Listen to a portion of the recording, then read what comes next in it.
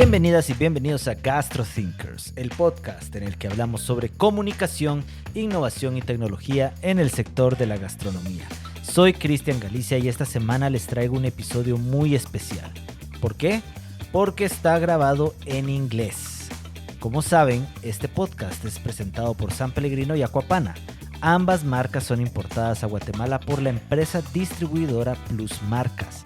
Por supuesto que estas no son las únicas marcas con las que cuentan en su extenso catálogo.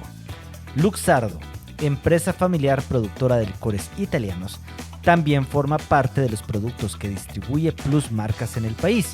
Y no hace mucho, Matteo Luxardo, uno de los dueños de la marca y Mr. G, bartender que lleva trabajando 11 años como brand ambassador, estuvieron recientemente promocionando sus licores y destilados en Guatemala. Así que junto a Plus Marcas organizamos la grabación de este episodio. Sin embargo, Mr. G habla únicamente en inglés y Matteo en italiano. Por eso decidimos, una vez encendimos los micrófonos, que este episodio lo grabaríamos en inglés. Si este idioma no es lo tuyo, no te preocupes porque pronto tendrás su transcripción al español en www.gastrothinkers.com.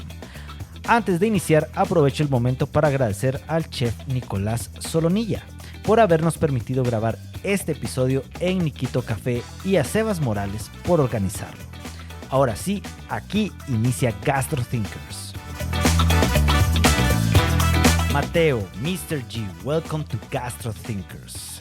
This is the first time we are going to do this podcast in English y en español. How are you this morning? We're feeling good, feeling pretty fresh. Not bad, not bad. I was making cocktails last night, so maybe I'm a little bit sleepy. And yes, I left early, so I'm not sleepy. yesterday you were in Minerva giving a masterclass and preparing cocktails to promote the brand, Luxardo. How did it go? How did Guatemala receive you?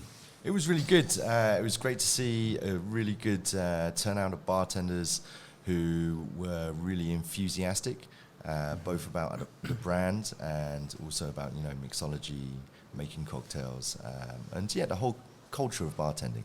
Yeah, there were more than 23 people, and they were very in listening G, watching his movements and listening to the Luxardo history as well and how the products were made. So it was a good class. There was a lot of questions as well. So sometimes when you do master classes, then for guests, the bartenders, they're a little bit scared to ask questions just in case they, say something stupid or something like that. But this wasn't the case. Guys in Guatemala, they bring the questions. Oh, yeah. Yeah, I had a lot of questions, but I am not a bartender. I was a house bartender many years ago, and when I went to the supermarket and I see a product like Luxardo, I didn't know if I have to buy it because I didn't know what to do with it.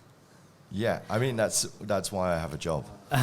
Or sometimes the recipe just said half an ounce of maraschino liquor, and you said, I have to buy all this bottle just to do a half an ounce to know if I will like that drink, so I didn't buy it. Yeah, but now you know. I can't. Now you know, and you can spread the verb to your friends and say, but you have to buy maraschino Luxardo. I have one question yesterday that is not in the question that I sent you. You said that the maraschino liquor, you use all the tree. Yeah, we use leaves, branches, Seeds, everything. seeds, everything. Everything. How they, in 1821, how do they know they have to use all? The first maraschino was not as it is now. So what we are producing now is the refined recipe of the original recipe that was coming from pharmacist monk in the beginning of 1700s. The first maraschino rosolio was just a cherry distillate, Burgundian rose, and a lot of sugar. Then the founder of the company, with his wife, they start testing, improving, and checking. The other is maraschino, they're not made like Luxardo. So the founder of the company, he did a lot of experiments till he refined the recipes they're using now. We are using now. And it is delicious. It is. But- That's why he has a job. But Mr. G thought us something yesterday, that it doesn't taste like cherry. No, it's got a very complex flavour that makes it, very versatile for use in cocktails. But like you were saying before, and like Matteo was saying, these guys use a lot of different parts of the tree and the leaves, and this gives it a much more complex flavour, and makes it perfect for cocktails. Gee, you can say we. How many years are you working? 11 years. 11 years. You can say we. Yeah. You can say we. And I see more often him than my wife. Okay. How does that feel for you? Yeah, it's great. Okay. Only see him, not. Okay. Only see him. Matteo Luxardo is a brand with an impressive history dating back to almost or more than 200 years. More than 200. What does it feel like to belong to a brand with such history and legacy? So I always say that I was lucky to be born in that family. I could be born in other places, but I was lucky. And it's not easy. It's not easy because you obviously you work for something that is yours, but it's not only yours, but it's part of a family. And it's heavy sometimes because I'm afraid to ruin something.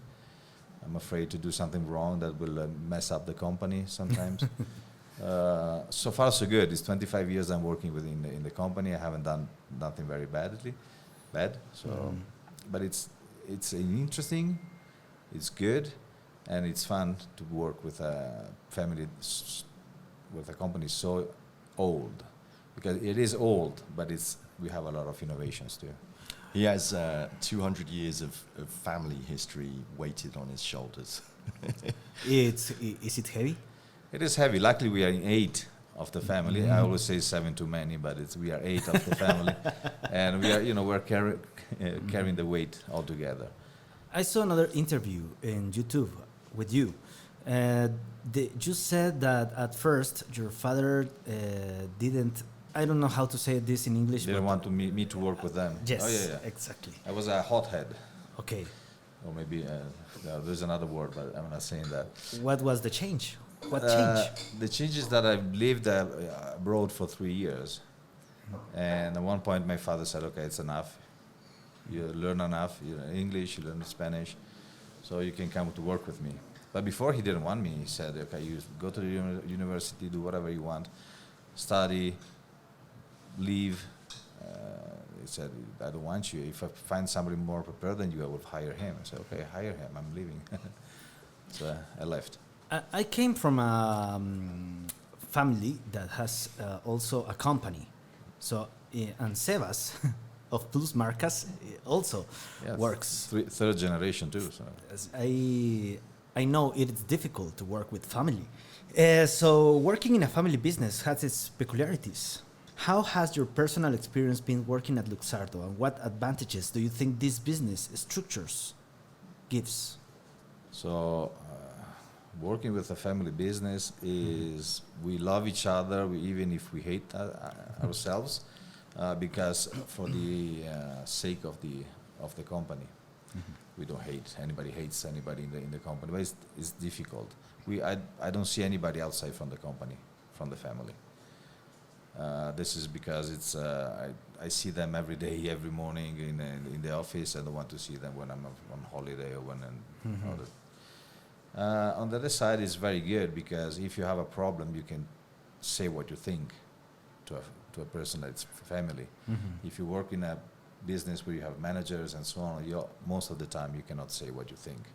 If you have a problem, if you want to fix something, so it's the good and bad sides of working in the family.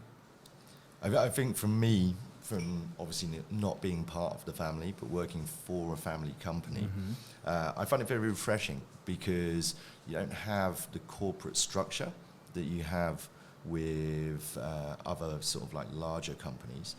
And then so if I want to do something, it's more collaborative, you know, because they're a family, and, you know, we approach things in that sense. It's not like I have to go through my line manager and then they put in a request for someone else to something else and this department or that department.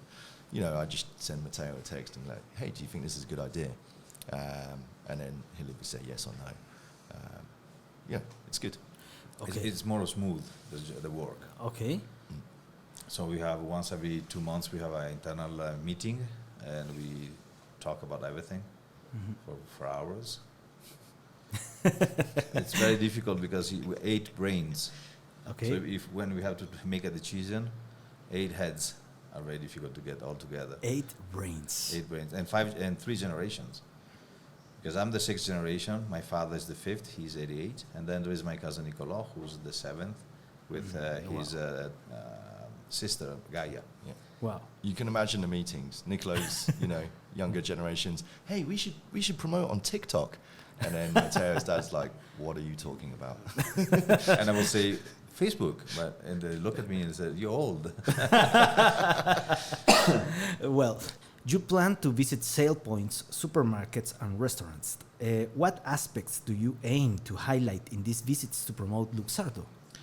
Well, first of all, Plus Marca is more than 20 years that we're working together. My father started working with his Seba grandfather, and so on. So I work with Seba's mother and uncle, Paolo. What we're looking for here is to understand better the market, to see how we can help. Like your question was, I saw the bottle of maraschino. I didn't know how to use it. So this is what we have to learn and how to find out how to solve the problem. So going around the various point of sales and so on, we are learning now. We would go back to our office and then we would come out with some ideas, maybe new, very modern QR codes on the labels where the people can understand what is the product, how to use it, and so on. But yeah, I think, you know, from my angle as being a bartender for more than 20 years, you know, it's always interesting to see different markets and then come back and see how they evolve, and see, you know, how they're growing and how interested people are. And it's always, you know, super interesting for me to see how people in different cultures utilize the Luxardo products, you know, because a lot of bartenders, they'll know our products, and they'll know sort of like the rules of cocktails, or they'll know about aperitivo style drinking. But coming from a different culture, they'll add their ingredients, sometimes things that I've never heard of before, you know, into their drinks. And so for me, it's always interesting. You know, these guys put a lot of time and effort. It takes 4 years to make a bottle of maraschino. Yes. And then so it's always really interesting to see how, you know, the end bartender or consumer utilize that and enjoys it, you know. Is this something common? Or Plus Marcas asks you to be here, or do you go to many countries, all the countries that you can? How does this work? yeah, this is our job. It's a GM self job, going around the world. Luckily, we have a great job to teach people how to use our products. Not only bartenders, but we do tasting in liquor stores, for example, talking with people, telling them that, you know, why we are different from the other products. So it's promoting, talking, and the better way to make people understand the quality of our products is liquid on the lips. So make them try the products. I think with, you know, other companies, you know, sort of like the bigger companies, I won't name any names, but they have a very, very big marketing budget. You've got to remember these guys, it's a small family-owned, family-run company, you know what I mean? So having that personal touch, reaching out, going to see the sales teams, educating them personally, and, you know, like Matteo said, getting liquid to lips is essential. You know, it's we don't have big billboards, TV commercials and stuff like that. We're a family-owned company, and we do things in a family way, and that's always face-to-face. That's the best way to do it. What specific benefits does Luxardo offer to restaurants, bars, and hotels that wish to improve their products and customer experience? The first one is we have a whole range of classic Italian liqueurs. So the benefit is you go only to one supplier with us. The other one is the quality of the products. Our products use only natural ingredients. We are kosher, we are vegan friendly, you name it, we have it. And the other one is our policy is high quality products, fair price. And this is something that these days everybody's looking for, fair price. Fair price. Yeah, I would say everything that Matteo said, 100%. I'd say from a service background myself, I would say the versatility is like a massive point as well. You know, having a range of so many different flavors that are such high quality and can be used in different ways. You know, so some of our products, like the limoncello, for example, can be used, you know, in a spritz, which is itself a very versatile drink. You can easily put your own twist on it. It's great to have, you know, as a starting drink in a restaurant.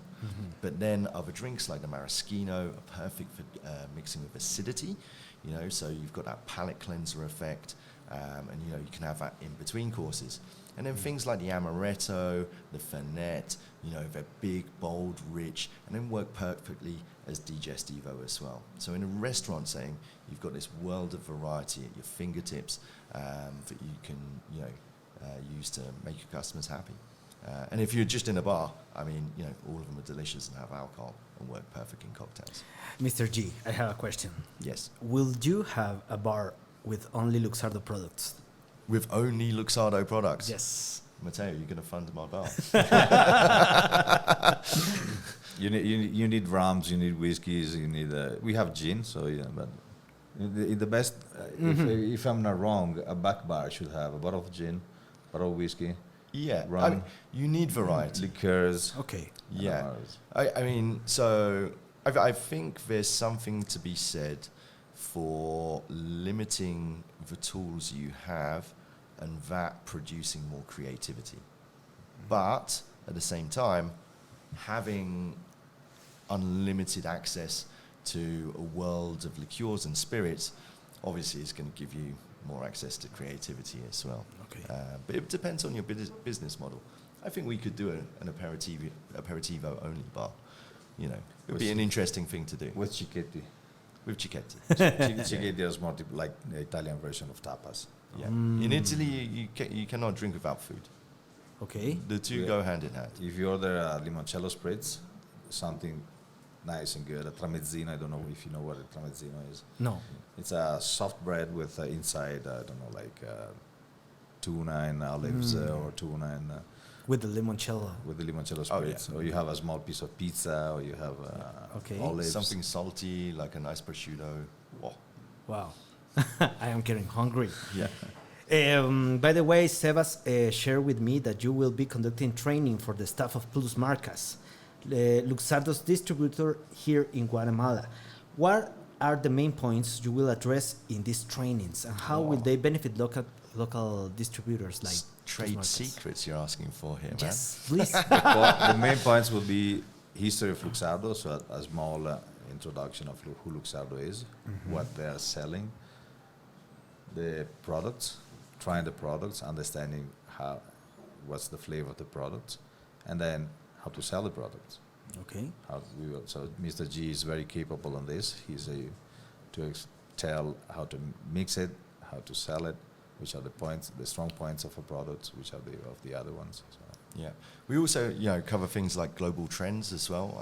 We mentioned TikTok and Facebook earlier on. We're much more connected now as a world, and then so trends that start somewhere like London or New York very quickly spread all across the world through the internet. And Matteo and I are lucky to travel around the world and see these trends firsthand. And then, so we can share this knowledge, obviously, with our distribution partners, our sales teams, and stuff like that.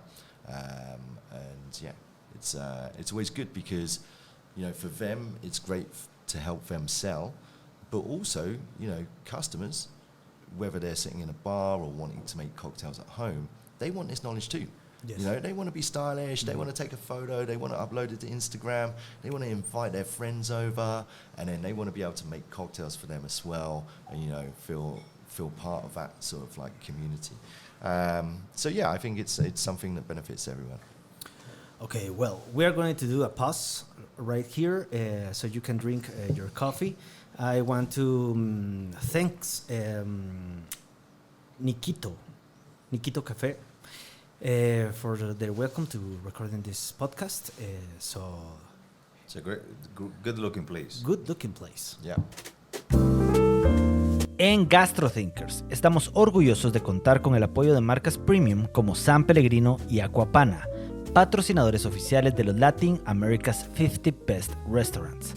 San Pellegrino, agua premium con gas natural proveniente de Italia, y Aquapana, agua mineral natural filtrada gota por gota en las montañas de Toscana. Ambas las pueden encontrar en los mejores restaurantes de Guatemala. San Pellegrino y Aquapana, ideales para los paladares más exigentes.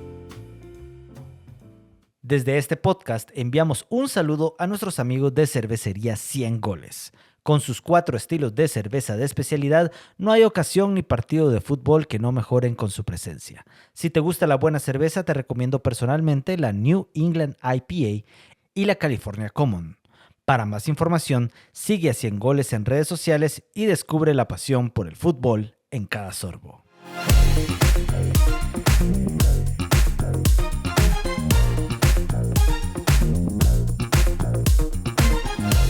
Matteo, GastroThinkers is an educational podcast where we aim for our guest experiences and knowledge to reach new entrepreneurs seeking to join the gastronomic sector. With this in mind, for those interested in exporting their products or importing brands to resell in the local market, what advice could you offer based on Luxardo's experience? Okay, more than Luxardo experience is Matteo experience. I started 25 years ago working in the company, and you don't know how many doors were shut on my face saying, who is Luxardo? I don't know this product. I don't know how to use it. Mm-hmm. I will buy something more interesting than you. Mm-hmm.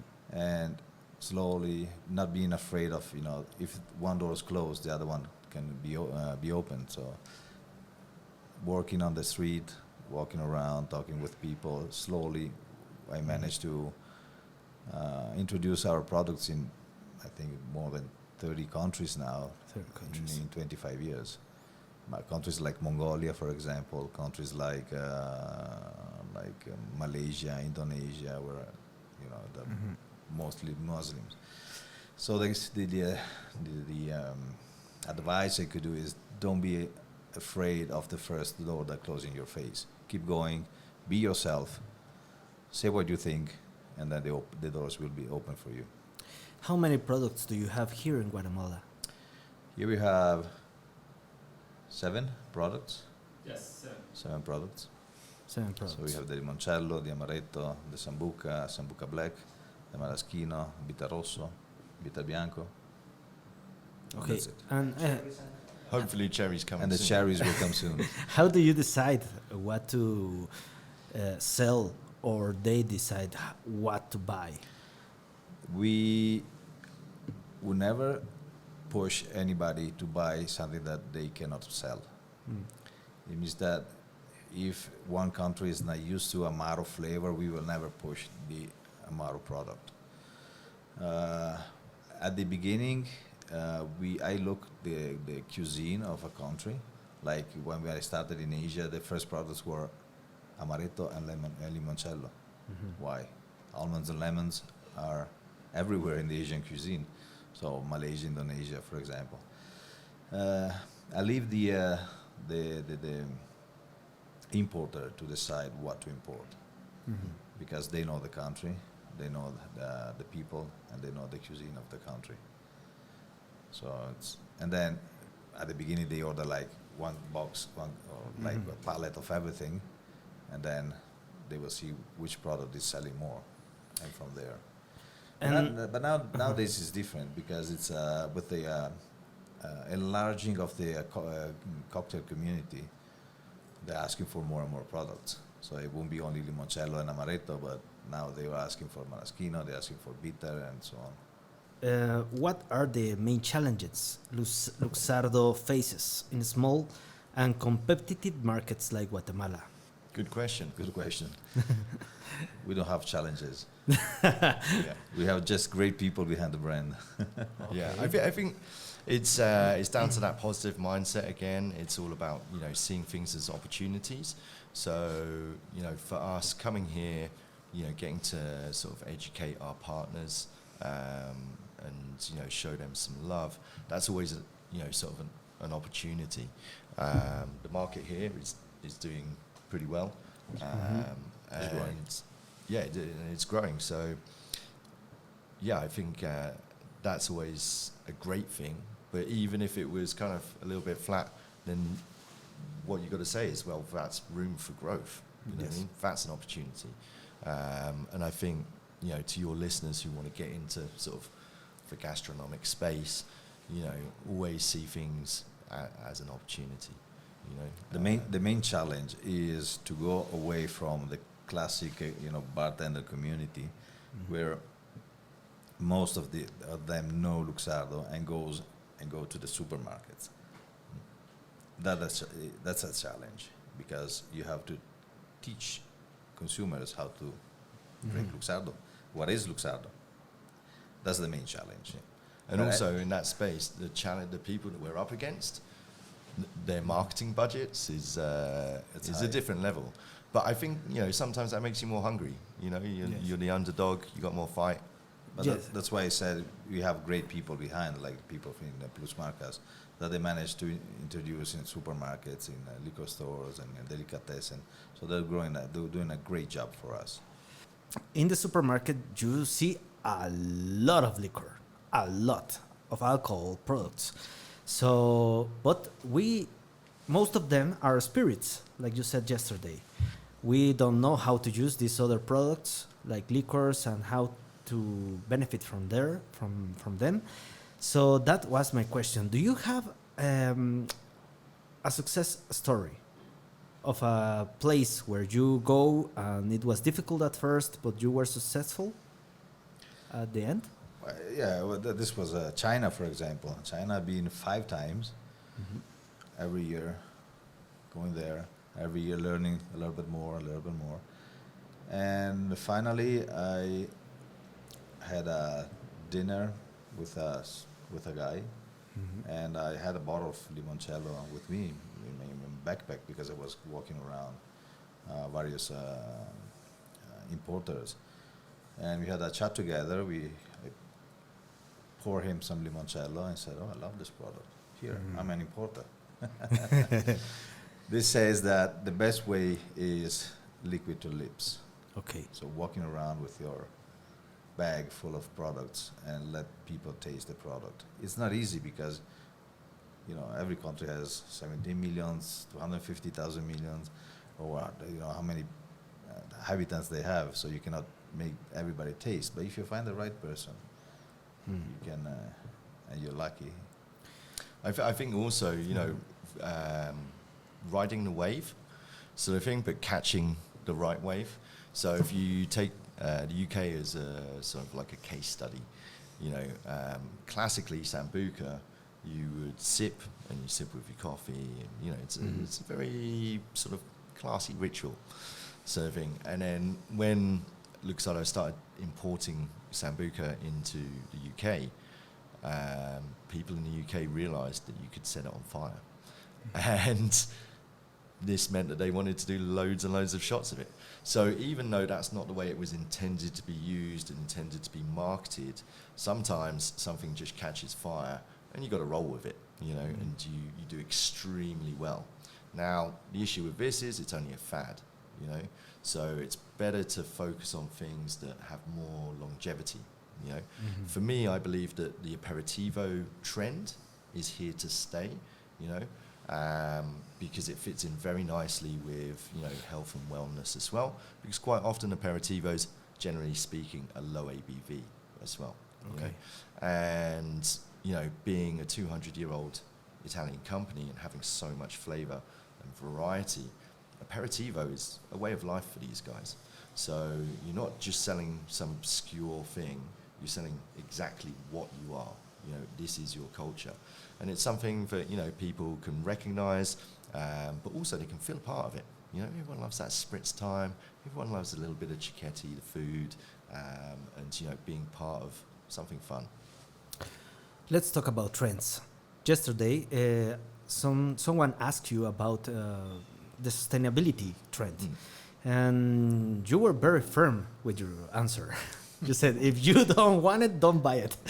Yeah. But this was in relation to sugar. This was in relation to sugar and calories. Yes, but we cannot deny that the rise of the mocktails is rising up. Yeah.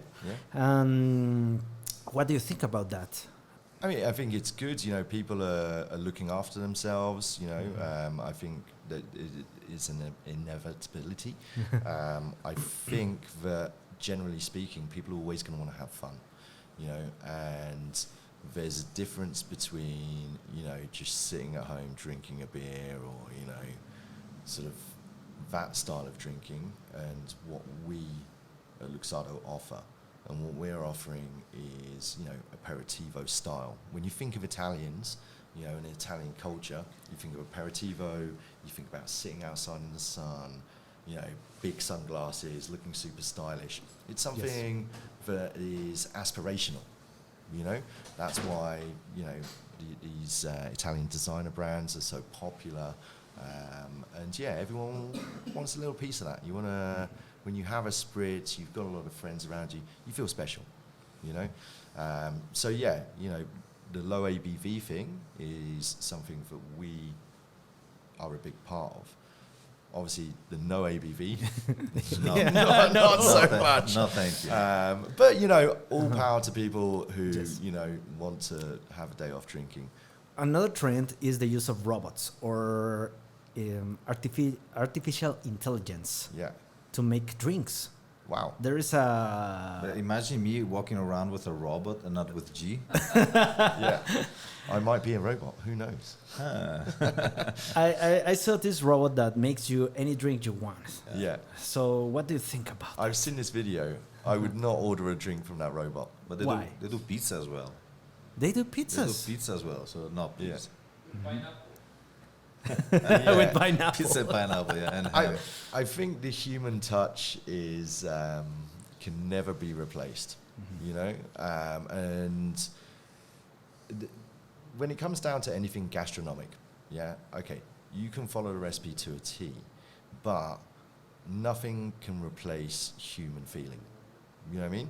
As soon as the robot can't taste it and go, is that right? You know what I mean? I always used to stand behind my bartenders, not always, but you know, on shift, I'd rock up behind my bartenders, and then if I saw them not taste the drink, I'd be like, taste that, and I'd taste it, and then I'd be like, what does it need? And they were like, it needs one more squeeze of lime, and I'm like, all right then, well, but not only, because I think that, you know, being a chef or a bartender, you need a lot of passion. It's a tough job. I won't be able to do that. Yeah. So tough job means that you put all your effort to produce something good. No, you put not only what I say when I cook for my kids, for my family, I put love inside, because I put my passion, because I like barbecuing, I like, you know, cooking fish or whatever. So being such a hard job, it means that you put everything that you have to produce something good, and this is something that a robot would never be able to do. Yeah. Also, I've seen the video, and those drinks look trash. Yeah, probably was a simple mojito or a Cuba Libre. Yeah. It was floating ice. No. We have a rule: if the ice floats, send it back, man. Okay. Yeah. That's a good rule. Yeah. So, okay, finally, what new developments or future projects at Luxardo excite you the most? And how do you see the brand evolving in the coming years, especially in emerging markets like Guatemala? So as I said early, we are 200 years old, but we never stop. So last year we launched a product called Antico, which is a Luxardo version of a vermouth. Because we have a lot of cherries and we have a lot of juice, so we ferment the juice of the cherry. We make a cherry wine, and with that wine, we add the vermouth spices, and we produce this very excellent product. This year, because we didn't want to stop thinking and innovating, we are launching a new range of bitters. So first time that Luxardo will produce bitters, so it will be sour cherry because we have a lot of cherries, bitter orange, rhubarb, chamomile, and coffee. And all those bitters comes from the infusions of our liqueurs, so we know what we are doing. Do you have a specific department that keeps thinking about new ideas, or this comes from? Okay. Me, G, and my other two cousins. Yeah, it's us. It's family. But I think those new products are really interesting, and they kind of hark back to something you were saying earlier on. You know, you mentioned the word sustainability. So Luxardo doesn't do sustainability sort of thing. They do what they've been doing for years, which now you can call sustainability. Okay. You know what I mean? But being 200 years old, it wasn't a trend when they first started doing it. You know what I mean? When you think of the cherry trees that they have, you know, you have the leaves, the stems, the branches, the pits, all being used in the maraschino. You know, the juice, like Matteo said, in their latest product, the Antico, instead of wasting it, you know, it's fermented and then it's turned into a new product. The stones that we don't use for the cherries themselves, the maraschino cherries, are then reused inside the amaretto. You know, and a lot of people, you know, in bars around the world, a lot of companies are starting to do this now. Yeah. And they're like, whoa, yeah, we're so sustainable. Look at us. Yes. You know what I mean? These guys have been doing it for years. And when I first joined the company 11 years ago, I was like, guys, why don't you shout about this stuff? And it's like, because we've been doing it for ages. It's like, why? It's normal for us. It's normal. You know what I mean? It's like this is common sense. Why would we throw away these stones when they have good flavor and we can make amaretto with it? To them, it's just like they've got their 200-year head on. You know what I mean? They're just like, why are we talking about this now? It's just common sense. You know what I mean? But yeah, you know, for us, I think the future is exciting. I don't think the Luxardo family will ever stop innovating. You know. And whatever they innovate is always going to be amazing because they've got 200 years of experience in creating delicious alcoholic goodness. You know? And the future is exciting here in Guatemala as well. For us, it's very important to work with family-owned businesses because they really understand the difficulties that there could be, you know, in being a family-owned business. And we were here last time in 2019. And just in these days, going around with Sheba and the team, watching around, I'm impressed of how Guatemala City is improved. New buildings, new bars, new restaurants. So it's everything is. So the future, I think, is bright for us. We need to work, which is nobody of us is afraid to work, but I'm sure that it can be a good market. It is. Yeah, definitely, and it's growing. I remember when we were here last time. You know, we went to some cool places, but we didn't really see any sort of like, you know, real like cocktail bars. And then last night, you know, to go to Minerva, to speak to the guys, ciao Minerva, to speak to the guys, the bartenders, you know, see their passion for the drinks and their passion for using our products as well in their drinks. The decor, the style. You know, it's very elevated. Yes. And I was kind of blown away. I was like, wow. And you will really be cool. in Uleu tomorrow night. Yes.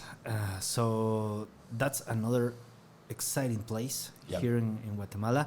But with the future is exciting, we will end this conversation. I will thank you again, chefs Nicolás Solonía and Nikito Cafe Bar, and of course, Plus Marcas and Luxardo for this interesting conversation. Thank you for being here in Gastro Thinkers. Well, thank you so much for the opportunity. It's a pleasure. Thank you very much. Thank you. Este episodio fue grabado en el restaurante Nikito Café, en la zona 10 de Ciudad de Guatemala. Contó con la participación de Matteo Luxardo y Mr. G. La producción y dirección estuvo a cargo de mi persona, Cristian Galicia. Síguenos en Instagram como GastroThinkers.